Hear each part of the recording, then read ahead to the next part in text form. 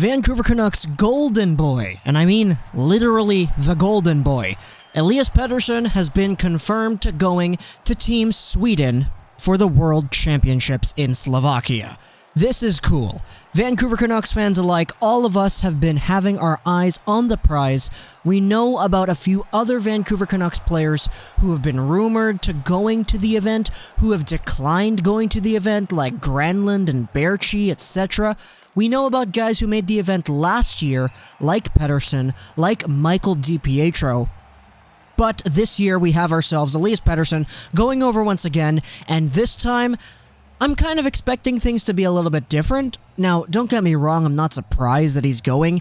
He actually confirmed it himself on this hockeynews.se article. The title of the article is a quote from Elias. It's probably not like directly what it means, but you get the idea. I decided directly to play the World Cup. That basically means he's confirming himself, his attendance at the championships. Now, last year, playing for the World Championships, Elias Pettersson was playing on a pretty stacked team. And I know this because I covered it last year. Literally a year ago, I was making videos about how Pettersson was confirmed for the World Championships and how he was getting points. But last season, he only had 5 games played in the tournament in its entirety, and he had 3 points. Now that's actually a little bit misleading because he was pointless in the first 2 games. In the third game that he played, he was at 2 points, so that was really good for him. Take a look at this quote here from the article talking about Pettersson and his perspective on playing in the World Championships last year. It was sickly powerful last season. Then I had not played in the NHL and got to play both with and against NHL players, and that was also the first time I got to play in the A national team with Trey Cronor. It also felt like we were playing at home with that huge support, so it was really sick to get involved with it, he says. Now obviously that's not going to be super accurate, it's Google Translate doing the automatic translation thing on the page, but this is actually something that I kind of noticed too, and I remember from last year as well. Pettersson, I remember specifically he was playing on a line with Mikael Backlund and Gustav Nyquist, I think it was. And playing on the power play too, he was getting that time. I remember specifically there was one play where, I think it was Nyquist, he was asking for a pass from Pettersson rink wide, but Pettersson was like, no, I'm gonna take this and I'm gonna shoot it and I'm gonna wrist it home, and that's exactly what he did. That was last year. He was playing on a team that he actually noted himself in a few interviews was faster. He had to be a little bit more on his toes because he was just coming over from the Växjö Lakers as the best player in the SHL over to Team Sweden in the World Championships, playing with NHL caliber talent. And he certainly took some time to adjust, but at the same time he did get adjusted quickly, which is why in this year's World Championships, I'm expecting Elias Pettersson to have a little bit of a better showing. We've seen some of the guys on Team Sweden just in the past. Like, look at this roster from last year.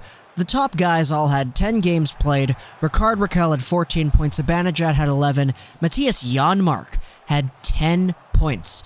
Elias Pettersson only had 3 points in the 5 games that he played. So I'm looking forward to seeing him in a more extended role in this year's World Championships, just because he's proved himself as a better player now than he was last year. He's adjusted to the NHL speed, the NHL caliber talent that surrounds him, and he's not needing to go through that learning curve of adjusting from the SHL style to the NHL style right away, because it was something that I did note last year, but Pettersson in last year's World Championships, he had to adapt because he was one of the only guys who wasn't an NHL player.